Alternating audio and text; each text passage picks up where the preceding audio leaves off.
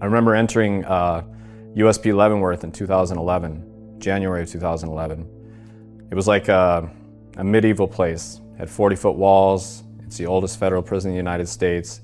Once again, I was just trying to think, how did I get myself into this situation? I was eventually blessed to be transferred to FMC Rochester, which is a federal medical center, but I was still trying to figure out my path. I was still trying to figure out how to move forward. It was at Rochester where my life was really changed. And it started to change early on, but I still lacked a lot in self-confidence, in believing in myself, because I still lived with a lot of stigma, a lot of shame, a lot of guilt from the life that I've lived, the people that I'd hurt, all of the people that I'd put through so much.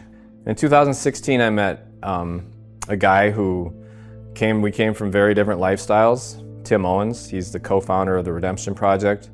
Tim was CEO of a bank, and I had been a drug addict, drug dealer, inmate for most of my adult life.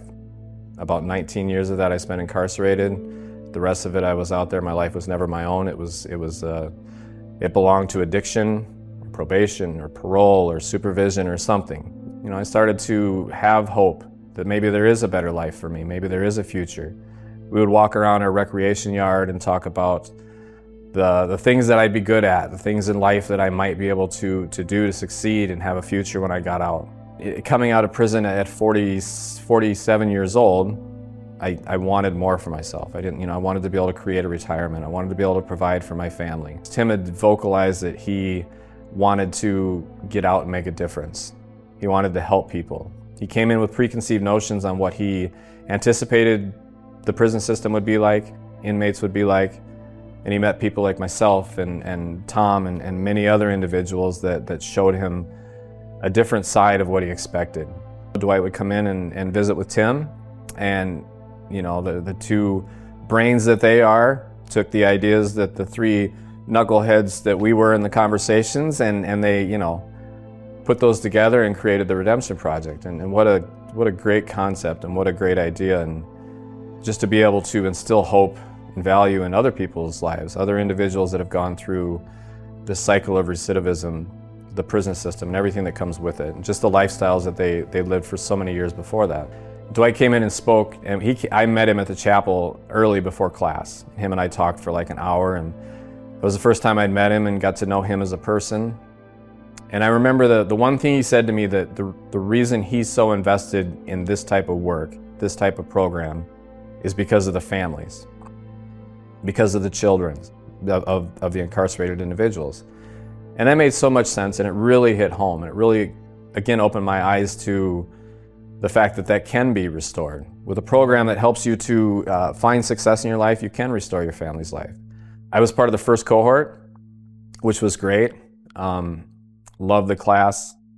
I really liked the open dialogue, the conversation, you know, talking about being men of character. Dwight had asked me and another guy if we'd stay on as inside facilitators, so we stayed on for the next couple cohorts and helped teach the class and kind of mentor and whatever that looked like. Sit in the back of the room and help Dwight out with concepts and different stuff, and that was neat too. It helped me to feel like I was part of the organization in one way or another, and that helped to continue to instill that value in me, instill that confidence, to help me to feel like I was a part of something bigger than myself. How wonderful that is to just come full circle.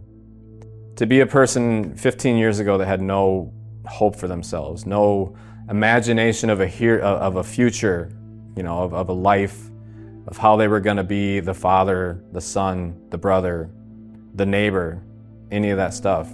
Didn't have an idea how to figure that out. And then there were the right people. I believe in people being put in your life for a reason. So those right people come into your life, and they invest in you, and they help you to start to move forward. Tim came in at a time when I had no hope in myself.